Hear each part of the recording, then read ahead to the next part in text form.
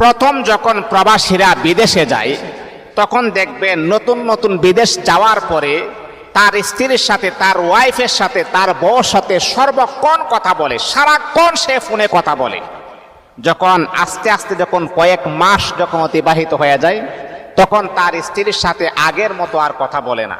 যখনই তার স্ত্রী দেশ থেকে, নিজের দেশ থেকে যখন তার স্বামীকে ফোন দেয় তখনই বলে যে আমি ডিউটিতে আছি, আমি কাজে আছি, আমি অনেক বিজি আছি, পরে তুমি ফোন দাও।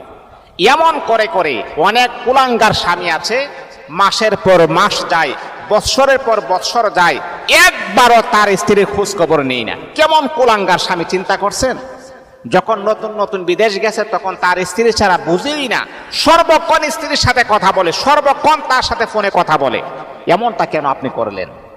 আপনার স্ত্রী আপনাকে দেখে ভারী ঘর ছেড়ে সবকিছু ছেড়ে দিয়ে আপনার কাছে চলে আসছেন, আর